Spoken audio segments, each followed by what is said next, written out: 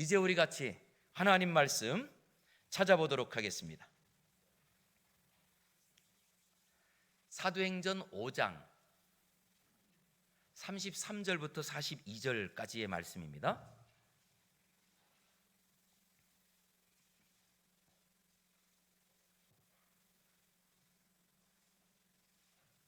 신약성경 사도행전 5장 33절부터 42절까지의 말씀입니다. 교독하겠습니다.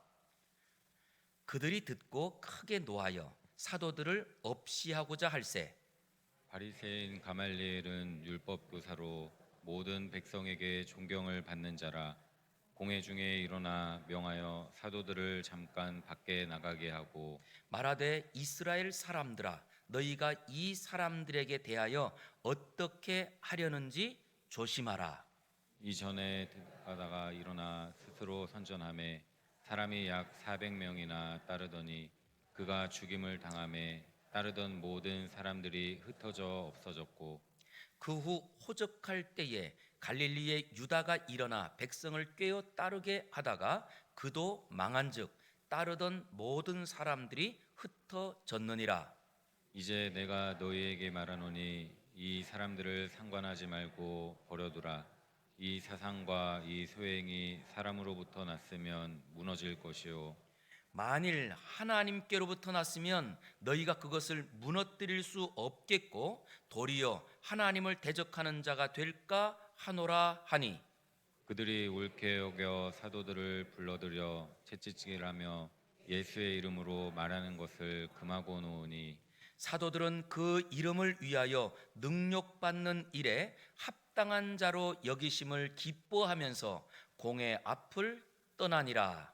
그들이 날마다 성전에 있든지 집에 있든지 예수는 그리스도라고 가르치기와 전도하기를 그치지 아니하니라. 아멘.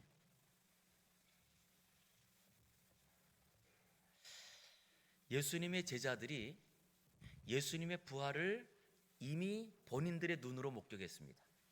그리고 목격했음에도 불구하고 예수님의 부활을 증거하지 못하다가 성령이 임하니 그 성령의 강권적인 역사를 따라서 예수님의 부활을 증거하기 시작합니다. 그리고 예수 그리스도의 이 부활을 예수님께서 다시 살아났다고 하는 것을 이렇게 증거하는 자리에 그들은 산헤드린 공회원들 앞에서도 당당하게 우리가 사람들의 말을 듣는 것과 하나님의 말씀에 순종하는 것 어느 것이 옳은지 여러분 판단하라 이렇게 말할 정도로 그들은 이제는 그 예수 그리스도의 부활을 목격한 것이 성령의 권능으로 이 안에서 그 예수님의 부활을 증언하는 일에 어느 누구도 두렵지 않은 당당한 사람들이 된 거예요.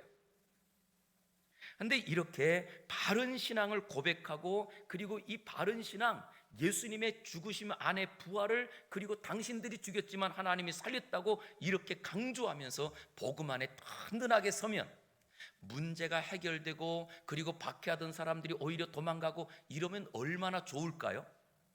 그런데 오히려 우리가 바른 신앙을 증거하는 자리에 그 사도들의 뒤의 상황은 어떻게 변했느냐? 우리에게 한 절로 설명합니다. 33절 그들이 듣고 크게 무엇해요? 노하여 사도들을 어떻게 해요? 업시한다는 게 무슨 말이에요? 사도들을 어떻게 하면 죽일까? 그래서 성도님들 우리가 바른 신앙 안에 든든하게 서 있다고 하는 것은 반드시 그 신앙 때문에 박해받을 일도 있다는 거예요. 왜냐? 거기에는 우리가 바른 신앙을 전하지만 이미 바른 신앙이 아닌 거짓과 가짜와 사이비들은 우리가 바른 신앙을 전할 때 거꾸로 손해를 보는 사람들이 되거든요. 그러기에 지금 여기에 모인 사내들인 공회원들은 오히려 그 자리에서 크게 분노하면서 이 제자들을 이 사도를 어떻게 업시할까 어떻게 죽일까 이런 생각을 합니다. 이걸 보았더니요 분명히 왜 이렇게 분노할까? 왜 우리가 예수님을 바르게 증거하는데 왜 그들은 우리에게 이렇게 화를 내기도 하고 역정을 내기도 하고 할까? 라고 했더니 이유가 뭘까요? 사실 이거는 영적인 싸움이라서 그래요. 우리 눈에 보이지 않지만 분명히 바울 사도를 통해서도, 그리고 예수님께서 활동하실 때에도 예수님을 제일 먼저 알아보고 예수님을 갖다가 이 사역을 방해하려고 했던 그 존재가 누구죠? 귀신들이죠. 그래서 귀신 들린 사람이 예수님 앞에 나와 엎드리면서 내가 당신이 누군지 압니다. 그런데 당신은 어떻게 아직 올 때가 아닌데 벌써 오셨습니까? 라고 하면서 그 예수님의 사역을 앞을 막으려고 하죠. 그뿐만 아니라 바울 사도가 귀신 들린 여종을 만났을 때 그 귀신 들린 여종이 계속 따라다니면서 바로 이 사람이 하나님의 사람이라고 오히려 귀신 들린 사람이 크게 광고하는 것 때문에 복음 전하는 일들이 곤란을 당하기도 합니다. 이것은 과거 예수님 때만 그럴까요? 사도들의 때만 그럴까요? 지금도 공중의 권세 잡은 자들이 이 세상을 장악하고 있다. 이것이 성경에서 우리에게 알려주는 영적인 현실입니다. 저는 그러기에 우리 사랑하는 성도님들이 우리가 이 땅을 살아가면서 우리가 복음으로 이 자리에 나아가고 이 복음으로 일어나려고 하는 자리마다 오히려 방해하는 세력들이 반드시 있다. 이걸 꼭 기억하시기를 주의 이름으로 축원합니다. 그러기에 우리에게 이런 복음을 가지고, 참 복음에 대한 것을 가지고 일어나는 자리에는 경제적인 거나 아니면 건강이나 아니면 또 외부적인 상황들의 모든 것들을 통해서 이것을 방해하려고 합니다. 그런데 놀라운 것이 있어요. 이렇게 불신자들 가운데도 거꾸로 하나님을 생각하는 사람이 있더라는 거예요. 그런 자리에 우리가 볼 때는, 그래서 이 세상은 완전히 사탄에게 장악된 자리야 라고 하는 자리에도요, 하나님을 기억하고 거기서 찾아 나오는 사람도 있어요. 마치 누가 같으냐? 라고 했더니 신천지에 빠져서, 그래서 신천지에서 완전히 신천지 목사 노릇을 하면서 교육장까지 했던 사람도, 누가 자기가 이 신천지가 이단이라고 해서 그 사람이 나오는 게 아니고 성경을 계속 연구하다 보니까 이게 잘못된 게 스스로 깨닫지더라는 거예요. 그래서 이게 아니다, 그리고 나왔어요. 그리고 지금은 그 신천지에 대한 것을 아주 정확하게 그 빠졌던 사람들을 회심시키는 일에 대표로 있는 신현욱 목사님, 우리 5년 전에 왔었잖아요. 그 신현욱 목사님 같은 경우는 그런, 왜냐? 거꾸로입니다. 그 안에서 이 신천지의 그 잘못된 가르침을 따라서 가르치고 목회까지 하던 사람이 나왔으니 얼마나 잘못된지 잘 알잖아요. 그런데 이런 사람들이요, 지금도 하나님께서 그런 그 마음 가운데 감동을 주셔서 하나님의 사람들이 그 죄악 가운데 그리고 사탄의 문화에 빠진 자리에도 하나님을 기억하는 사람들이 있더라라고 하는 겁니다. 그것이 구약 성경에 보니까 먼저 이스라엘 백성들이 가나안 땅으로 들어가기 전에 정탐꾼을 보내죠. 그때의 여리고성의 기생 누가 있습니까? 라합. 그는 실제로 그는 이방 여인이었고, 그리고 이방 여인 중에서도 이방인들까지도 거리의 여인으로 손가락질 취급하는 그런 여인이었지만 그 마음 가운데 그는 오히려 하나님에 대한 것을 들을 때마다 감동이 되고 들을 때마다 기억이 되는 거예요. 그래서 그는 자기의 목숨 걸고 정탐꾼들을 숨겨줍니다. 그리고 이 정탐꾼들에게 말합니다. 내가 당신들이 믿는 그 하나님에 대해서 들었는데 당신들의 하나님은 상천하지의 하나님이라. 하나님에 대한 소문을 들을 때 내 마음이 녹았습니다.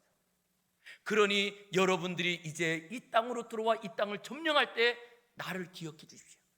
그래서 이 기생 라합이 그 여리고성이 다 무너지고 완전히 하나님께서 진멸할 때, 그때 이 기생 라합은 살려주세요. 이 사람이 누가 됩니까?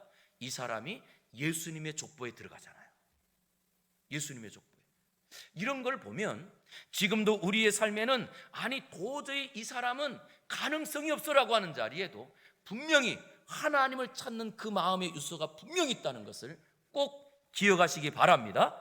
그래서 우리가 해야 되는 것은요, 이번에도 우리가 이 투르키에서 지금 지진으로 그것 때문에 우리가 구원금을 전하면서 선교사님 2가정을 우리가 같이 또 그분의 사역들을 들었잖아요. 실제로 이 트루키의 이 지역은 어떤 지역이냐? 저는 제가 이 트루키의 지역을 잘못 알았어요. 서쪽이 더 극단적인 세력이고 그리고 동쪽으로 갈수록 좀 더 그 세력이 약한 줄 알았는데 거꾸로더라고요. 이 서쪽으로는 유럽과 가까워서 오히려 많이 세속화됐고, 동쪽으로 갈수록 굉장히 사실은 이 무슬림 그 극단적인 세력이 많고, 거기에 같이 딸려서 있는 이라크나 아니면 이 중동 지방으로 여기에는 더 사실 있는 중에 놀라운 일은, 그렇게 무슬림이 아주 강한 지역 가운데 오히려 이것이 아니라는 것을 깨닫고 예수님께 나오는 사람들이 있다는 거예요. 그런데 이 사람들은요, 자기가 지금 무슬림에 속해 있고 완전히 무슬림 가족 안에 살고 있는데에도 그 하나님을 믿는 것 때문에 자기가 목숨의 위협을 느끼면서도 신앙생활하는 사람들이 있더라는 거예요. 이게 사람의 노력으로 되는 게 아니잖아요. 그러기에 분명한 것은 우리 성도님들이 꼭 우리의 상황 속에서도 도저히 불가능한 상황이고, 이제는 내 힘으로는 가능한 것이 아무것도 없는 그 자리에도 반드시 하나님의 뜻이 있고 하나님께서 바꾸시는 사람이 있다라고 하는 것을 믿음으로 다시금 도전하는 은혜가 우리에게 있기를 원합니다. 자, 그런 자리가 누구냐? 오늘 본문에도요, 지금 이 사내들인 공회원들이 다 크게 화를 내면서 어떻게 하면 저 시골뜨기, 저 예수의 제자였던 사람들을 죽일까라고 하는 그 자리에 놀라운 사람 하나가 있어요. 자, 우리 한번 34절 읽어보겠습니다. 시작. 바리새인 가말리엘은 율법 교사로 모든 백성에게 존경을 받는 자라, 공회 중에 일어나 명하여 사도들을 잠깐 밖에 나가게 하고. 여기에 지금 한 사람을 소개하는데 그 사람의 이름이 누구죠? 가말리엘. 이 가말리엘이라고 하는 사람은 첫 번째 바리새인이었다라고 소개를 합니다. 바리새인. 그러니 이 바리새인들은 누구냐? 예수님 죽일 때에 사두개인들과 같이 합세해가지고 예수님을 죽인 그 일의 장본인이에요. 그렇지만 그렇게 예수님을 괴롭히는 것, 죽이고 그리고 또한 모함한 것 때문에 우리에게 나쁜 인상이 있다 할지라도 실제로 이 바리새인들은요, 어떤 사람들이냐라고 했더니 율법을 어느 누구보다도 정말 귀하게 여겨서 1.1획도 빠지지 않도록 그것을 기록하고 보존하고 남기는 일들을 누가 했느냐? 바리새인들, 그 중에 서기관들이 합니다. 그래서 실제로 우리가 갖고 있는 이 성경을 누가 지금까지 손에서 손으로 전달해 주었느냐? 그걸 전달했던 사람들이 바리새인들이에요. 우리가 갖고 있는 이 구약 성경이라고 하는 이 성경은 원본은 없습니다. 원본은. 그러면 원본 대신에 뭐가 있죠? 사본이죠, 사본. 그리고 그 사본도 언제적 사본이냐라고 할 때, 우리가 갖고 있는 이 사본들의 대부분은 다 예수님께서 돌아가시고 그 후에 발견된 사본들이에요. 그러니까 벌써 이 구약 성경이 완성되고 그 다음에 중간기를 거치는 400년 동안이 지나는 동안에도 이걸 누가 있었어요? 인쇄 기술이 없었거든요.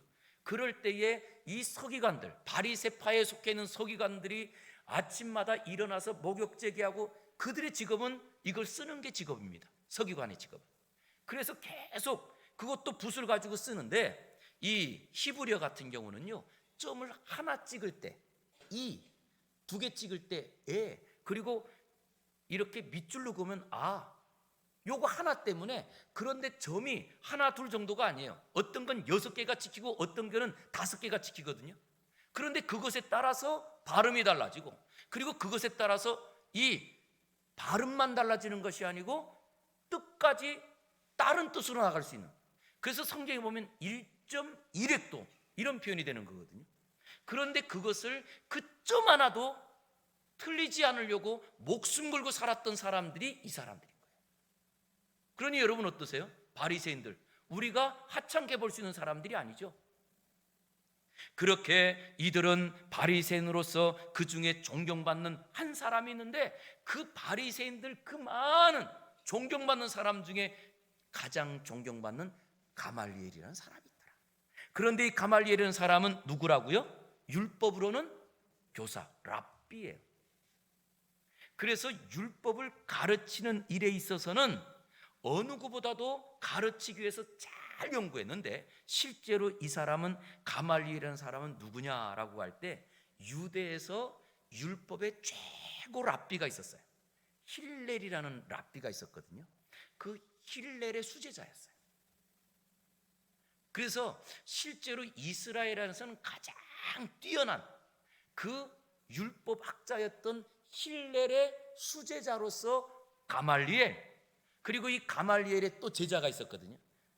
그 사람이 바로 바울이죠. 그러니 이 바울은 벌써 젊을 때부터 그의 이름을 날리고, 그리고 또한 그가 젊을 때부터 갖고 있는 율법에 대한 이 열심 때문에 오히려 거꾸로 믿는 사람들을 박해하는 일까지 가죠. 그러나 그들에게 있어서는 뭔가 박해한다, 누구를 완전히 저 사람은 완전히 우리가 받지 못할 사람이야 라고 확실히 할 때는 내 안에 그만한 확신이 있었던 거예요. 그럴 정도로 그는 율법교사로서 마지막 보니까 모든 백성에게 존경을 받는 자라. 그랬더니 여러분, 사람을 언제 존경하십니까? 저분을 내가 존경합니다. 언제 합니까? 그랬더니요, 첫 번째, 말과 행동, 언행이 일치되는 분들. 그리고 우리가 저분은 내가 정말 존경을 할 수가 없어 라고 말할 때는 말과 행동이 완전히 다를 때, 이런 거 아닌가요? 그랬더니 이 가말리엘이라는 사람은 율법을 가르치는 것과 그 율법을 가지고 사는데 하나가 되었던 그런 분인 거예요. 그것도 모든 사람들에게 존경을 받으며, 아니 그뿐만 아니라 또 우리가 누구를 존경하죠? 그랬더니 정말 우리가 깨닫지 못하는 것을 깨닫는, 그래서 참 깊은 지혜를 갖고 있는 분들 보면 그냥 머리가 저절로 숙여지죠. 한마디에 그 한마디가 그런 감동을 주던 분이 바로 오늘 가말리엘이라고 하는 사람이었던 거예요. 그런데 그 사람이 뭐라고 하는지 한번, 그 모인 자리에 거기에 있는 제자들을 나가라고 하고 그 다음 거기에 모인 사람들에게 하는 말이에요. 들어보시기 바랍니다. 35절에 이스라엘 사람들아.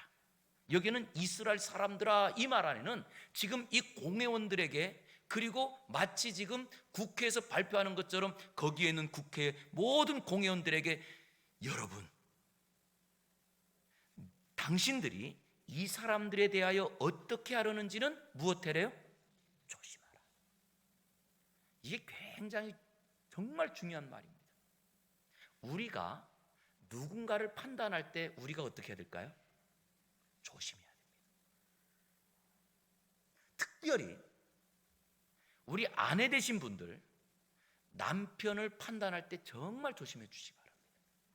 왜냐? 그 남편이 무엇인가 할 때 그 마음 안에 그 뜻, 아내가 모르는 원대한 뜻들이 우리 남편들에게 있거든요. 왜 꼭 웃는데 조금 비웃는 것 같다는 그런 느낌이 들어서 정말이에요. 그거를 아내가 몰라서 그렇죠. 그런데 그렇다고 한다면 실제로 그것이 우리 남편들도 우리 아내를 바라볼 때, 우리가 볼 때 그 행동 하나가 이미 행동 하나를 보면 10개 하는 것 같죠? 안 그래요. 내가 아는 것 같다고 할 때 실수하고요, 잘 안다고 하는 그 뒤에 내가 알지 못하는 걸 숨고 있거든요. 그래서 오히려 잘 안다고 하는 것 때문에 내가 했던 말 한마디 때문에 부부싸움이 일어나고, 나는 그런 뜻이 아닌데 당신이 어떻게 그렇게 오해할 수 있냐고, 이런 일들이 벌어지거든요. 오늘도 이 가말리엘이 정말 그 덕이 있고, 그리고 또한 다른 사람들이 깨닫지 못하는 것을 깨닫는 이 가말리엘, 그 율법 선생이 뭐라고 하느냐, 지금 저 나간 여러분들이 천하게 보고, 그리고 또한 시골에서 그것도 예수라고 하는 사람을 이제는 살았다고 허무맹랑한 이야기를 하는 것 같은 저 사람들의 저 표현과 저 말에 대한 것을 어떻게 하려는지 조심하라. 저는 우리 성도님에게 당부합니다. 우리도 우리가 누구에게 무엇을 해야 할 때 꼭 이 말을 꼭 기억했으면 좋겠어요. 집에서도, 그리고 우리의 삶에서도 조심하는 것이 필요합니다. 왜냐라고 할 때 실제로 조심해야 될 이유는 어디에 있느냐? 우린 일반적으로 어떤 일이 벌어지면 지금 당장 눈앞에 있는 것만 봅니다. 그런데 우리가 아는 대로 실제로 산이 우리가 딱 올라가 있으면 이 동산 뭐 작은 산 같죠? 그런데 이 산이 이렇게 올라가기 위해서는요, 그 밑에서 실제로는 이 얼마나 압박이 있어서 이게 이렇게 이 지각이 흔들리면서 이렇게 올라가냐는 거예요. 그것을 우리가 알 수 있는 것이 빙산의 일각이란 말이죠. 그랬더니 실제로 바다 위에 떠 있는 빙산 작게 나와 있지만 이만큼 나와 있으면 아래는 그 밑으로 큰 얼음덩이가 있거든요. 그런데 이것처럼 우리가 바라보고 있는 그것은 단면입니다. 자, 그래서 여러분 이걸 한번 보시면, 자, 우리가 이렇게 그냥 딱 볼 때 이렇게 보시는 분은 이 컵에 손잡이가 있네라는 걸 보여요. 그런데 이렇게 보시는 분은 컵이 그냥 하나의 그냥 사면 그냥 동그란 것 같아요. 그런데 위에서 보면 여기에 구멍이 뚫렸네. 보이는 것마다 다 다릅니다. 그런데 우리는 무엇만 보느냐? 지금 내 눈앞에 보이는 거. 그리고 내가 보았기 때문에 전부라는 거예요. 맞습니까? 우리는 눈이요, 우리의 눈은 착각을 하게 일으키는 착시 현상이 많이 있습니다. 그래서 어떤 그림은 이 착시 현상을 보여주는 그림을 보니까 참 신기한 게, 이렇게 아래에서 보니까 올라가는 그림이에요. 그런데 위쪽에서 보니까 내려오는 그림이에요. 이게 도대체 어떤 그림인지 우리의 눈이 그래요. 그럴 정도로 우리는 우리가 보고 있는 것을 정확하게 볼 수 없는 한계를 갖고 있는 존재입니다. 그러면 왜곡된 눈을 가지고 있는 내가 남편을 보고 아내를 보고 아니면 또 내가 누구를 본다고 그것이 정확할까요? 아니라는 거예요. 그래서 오늘 이 모든 백성들에게 존경을 받는 이 랍비가 뭐라고 하느냐? 라고 했더니 그런 자리에서 역사, 과거에 있었던 이야기 두 가지랍니다. 먼저 36절에 보니까 이전에 드다가 일어나서 스스로 선전함에 사람이 약 400명이나 따랐다는 거예요. 과거에. 그런데 이렇게 드다라고 하는 사람이 자기가 선전하고 그리고 또한 자기가 선지자라고 말하면서 여기에 미혹되어서 따르는 사람이 있었는데, 그렇게 따르다가 드다가 죽었대요. 죽었더니 그 모였던 사람들이 어떻게 됐다고요? 누가 말하지 않아도 흩어지더라는 거예요.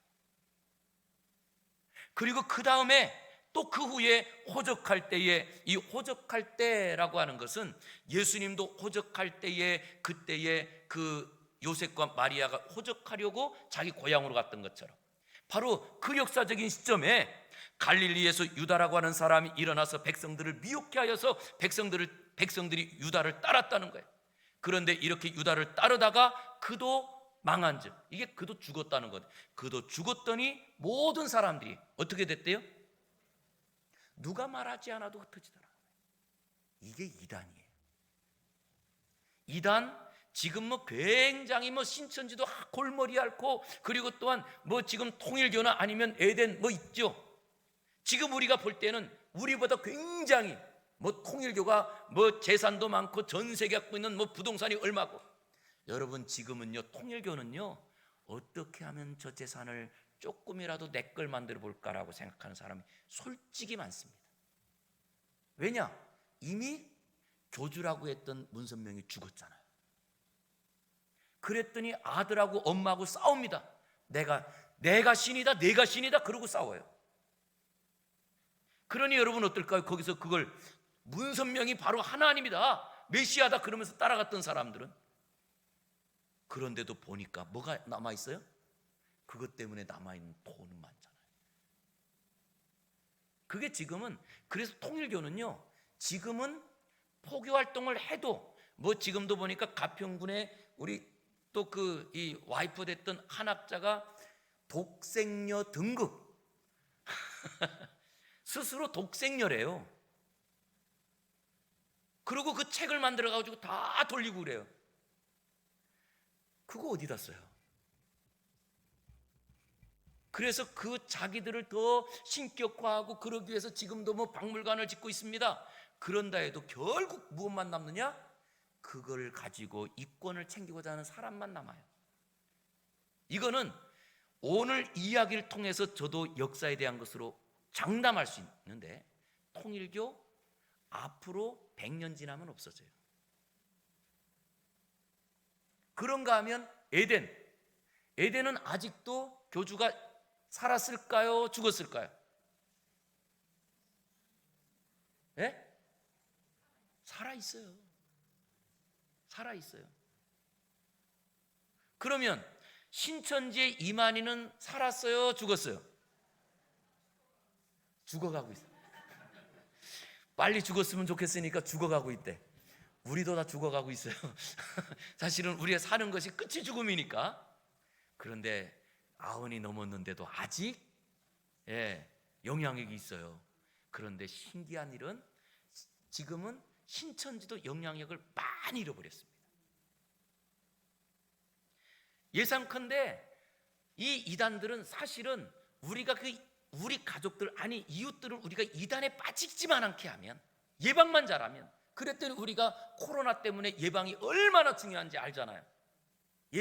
예방만 잘하면은요 절대 안 빠지고, 그러면 시간이 지나면 그냥 없어져요. 그리고 이 두 가지의 역사를 가지고 말합니다. 분명히 지금도 우리에게 어떤 일이 있느냐, 이 사람들을 그냥 우리가 상관하지 말고 버려두라. 이 사람들을 상관하지 말고 버려두라. 자, 38절. 이 사상과 소행이 사람으로부터 났으면 어떻게 된대요? 무너지고, 만일 하나님께로 났으면 무너뜨릴 수 있어요, 없어요? 안 없어지죠. 그게 교회입니다. 그랬더니 하나님께서 처음에 예루살렘에서 시작된 그 교회 하나가, 예루살렘에서 시작된 교회 하나예요. 그런데 그 교회 하나가 지금은 우리가 지금 이 사도행전을 공부하는 중에 있지만 얼마나 많은 박해가 있어요, 지금도. 그런데 이 박해가 있으면 있을수록 들불처럼 퍼져서 그 교회가 사마리아, 그리고 우리 지진이 있던 곳, 그곳에 이 투르키에 지진이 있던 그 바로 아래쪽이 수리아 안디옥이거든요. 그런데 이 수리아 안디옥에서부터 그 복음의 전초기지가 되어서 이 복음이 나가기 시작했던 거예요. 그리고는 터키에서 유럽으로, 유럽에서부터 이제는 그 전체 이 유럽의 복음이 이제는 아메리카로, 그리고 아메리카에서 지금 우리 아시아까지 이렇게 오고 있잖아요. 그런데 이게 어떤가요? 시간이 가면 갈수록 점점 영향이 커지는 거예요. 이게 복음이에요. 그런 자리에 여러분 무엇이 있나요? 우리 한번 따라해 보겠습니다. 역사를 잊은 민족은 망한다. 네. 그래서 우리는요 무엇 가지고 지금을 봐야 되는 눈이 따르느냐? 역사예요. 그랬더니 역사 중에 가장 큰 복음의 역사가 성경이거든요. 그래서 성경을 잊은 민족이 망하는 거예요. 그것이 저는 우리나라가 될까 너무나 안타까운 거예요. 여러분 혹시 이승만 대통령에 대한 그 기록들에 대한 걸 영상으로 했던 거 보셨나요? 이번에 이승만 대통령이 하와이에서 있었던 흔적들에 대한 것을 어느 케이블 TV에서 했어요. 그런데 실제로 이승만 대통령은요, 그분은 프린스턴에서 공부한, 실제로 신학까지 공부한 분이에요. 그리고 그분은 미국에서 공부를 하면서 유학자로서 그곳에서 박사학위를 받는데 진짜 그곳에서 영재 인정을 받으면서 공부를 한 세계통이었어요. 그러기 우리나라가 실제로 그 어려운 중에 우리는 실제 북한과 이 남한이 잘려진 그 자리에 초대 대통령이 됐지만 그 초대 대통령이 어떻게 미국의 원조나 이런 걸 갖고 올 수 있었겠어요? 그 힘이 어디 있느냐? 이분이요 미국에 있는 교회들을 움직여요. 그 교회에 누가 있습니까? 미국이, 여긴 기독교 국가이기 때문에 거기에서 정치하는 대통령부터 해가지고 다, 미국은 민주주의였잖아요. 민주주의라고 할 때 제일 큰 힘은 뭐죠? 민주주의의 제일 큰 힘, 표.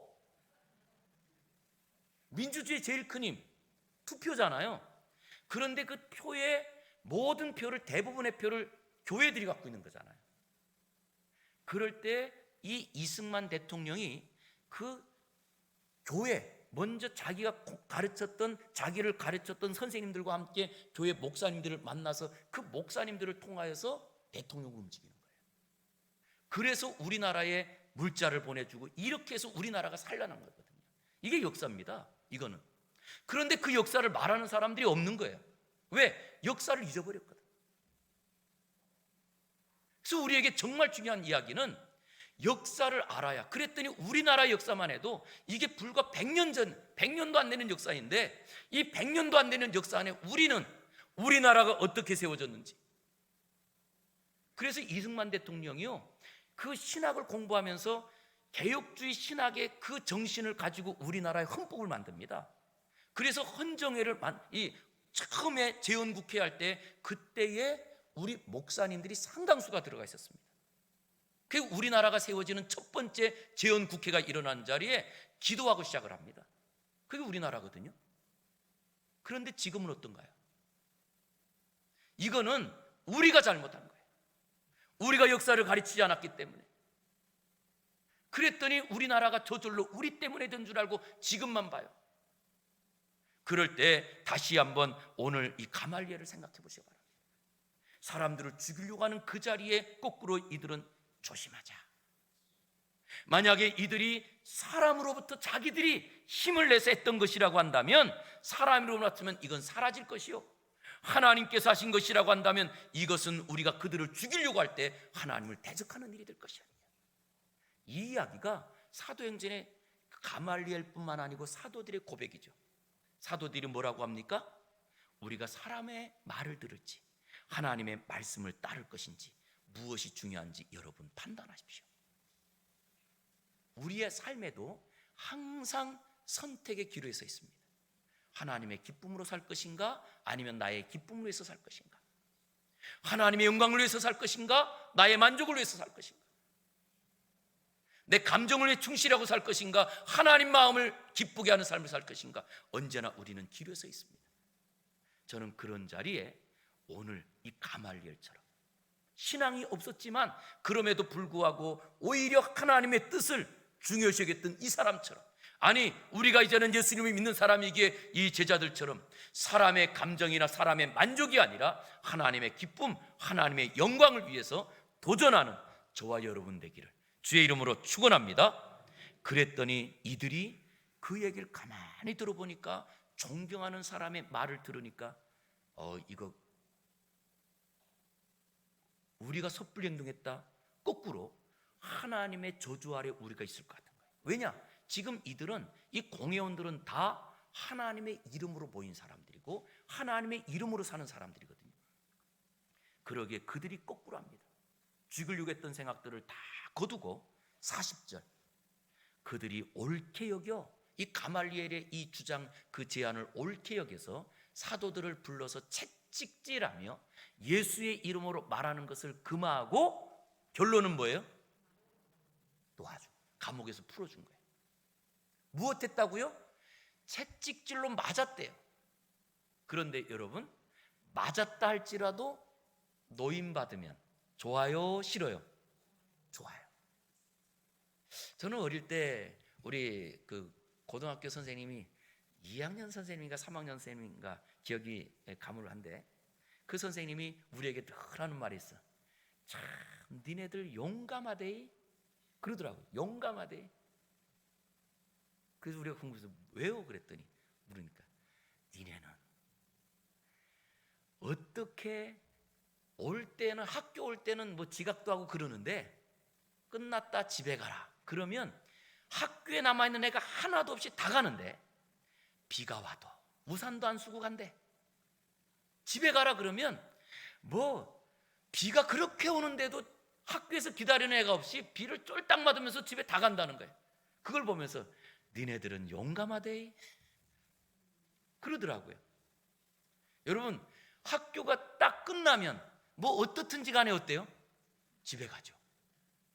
그런데 이것처럼 오늘 지금 이 제자들도 무엇하느냐라고 했더니, 그들이 예수님의 이름으로 말하지 말라고 이 채찍질을 하고, 그리고 이제 이 엄포를 주고, 그리고 놓아주었다는 거예요. 그러니 실제로 이들이 참, 이걸 보면 이 지금 이스라엘의 그 갖고 있는 그들의 삶 안에도 그냥 무조건 말이 안 되는 것이 아니라 다 지성인들이 모여서 하나님을 위해서 한다고 하면서 의견이 다른 것뿐이잖아요. 그런 자리에 수긍을 했더니 따라가는 거예요. 죽이려고 하는 사람이 오히려 죽이지 않고 그를 놓아주는 거예요. 그러나 그럴 때 그냥 놓아주지 않고 오히려 채찍질하고 놓아줍니다. 이때 그들이 기뻤는데 기쁜 이유를 소개해요. 감옥에서 노임받았기 때문에 기뻐하지 않는다고 합니다. 자유롭기 때문에 기뻐하지 않아요. 왜 기뻐하느냐? 라고 했더니 41절 사도들은 그 이름을 위하여 능력받는 일에 합당한 자로 여기심을 어떻게 해요? 기뻐하면서. 무엇 때문에 기뻐했대요? 예수님의 이름으로 내가 지금 능력받고, 아니 지금 예수 그리스도의 이 부활을 증거하는 일을 그들도 막지 못한 것, 이걸 보면서 기뻐하더라는 거예요. 그래서 실제 이들은 어떤 삶을 사느냐라고 했더니 핍박받으면서도 기뻐하는 거예요. 우리도 그럴 수 있을까요? 핍박받으면서 기뻐할 수 있을까요? 기뻐할 수 있습니다. 성령 받으면. 단 하나예요. 나로서는 안 돼요. 그런데 성령 받으면 핍박받으면서 기뻐하는 사람이 돼요. 왜냐? 예수님의 부활이 진짜 나의 부활이 되거든요. 그리고 예수님의 그 은혜가 우리 안에 완전히 나의 삶이 되었거든요. 그게 언제 가능하냐라고 할 때 성령 받으면, 너희가 성령이 너희에게 임하시면 너희가 권능을 받고, 이게 권능이거든요. 그랬더니 권능을 받는 사람은 아까 찬양, 저는 찬양 참 들으면서 약한 나로 강하게. 약한 자가 어떻게 강하게 됩니까? 그랬더니 참 신기한 것은요, 제일 강한 것이 뭐냐? 아무것도 가지지 않은 사람이 주장하는 것, 이것처럼 이 사실은 강한 게 없어요. 무엇인가를 갖고 주장하는 사람은 그것을 뺏으면 그 주장까지 없어져요. 그런데 아무것도 없는데도 주장하고 살아가는 것, 이걸 세상이 무엇으로 바꾸나요? 그것이 바로 약한 나를 강하게 하시고, 가난한 날 부하게 하시고, 그래서 이 땅에서 아무것도 없는 사람이 오히려 날마다 늘 이 땅에서 가난하면서도 늘 부유한 삶을 살 수 있는 그 삶이 어디에 있느냐? 오직 성령을 받으면, 성령의 권능 주시면, 그랬더니 그들이 어떤 삶을 사느냐? 예수님의 이름을 위하여 감옥에 가고, 그리고 또한 그들이 핍박받고 이것을 기뻐합니다. 이것이 우리가 지난주에 설교했던 의를 위하여 핍박받는 자의 행복 아닌가요? 그랬더니 의를 위하여 핍박받는 게 어떻게 행복할 수 있죠? 라고 했더니 바로 예수님의 인격을 따라서 점점점 닮아가기 시작했더니 결론 마지막, 이게 마지막 행복이에요.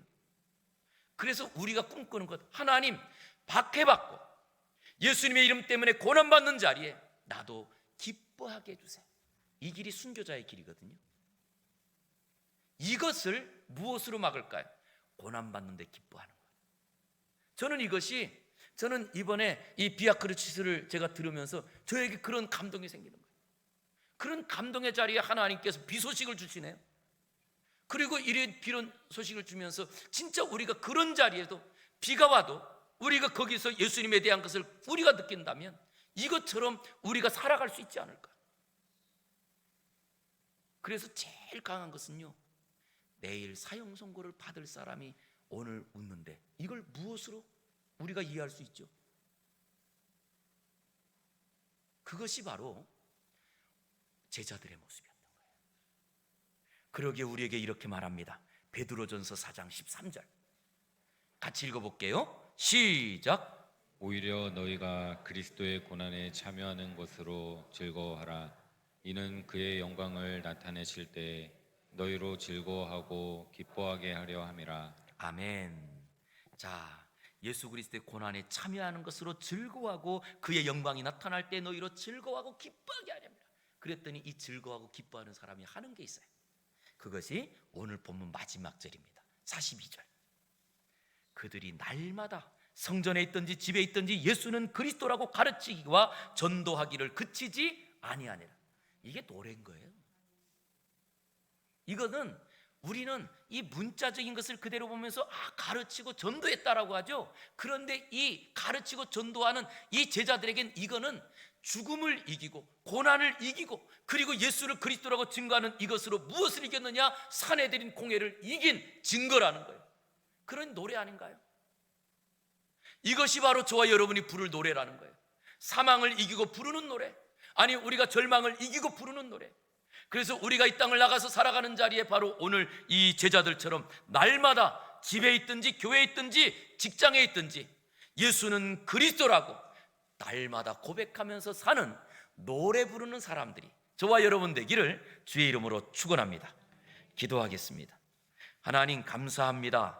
예수님이 나의 구주가 되심을 이제는 우리의 가정과 직장과 우리의 삶 속에서 날마다 노래하고 찬양하며 예수님만 높이는 부활의 증인 되게 하여 주시옵소서.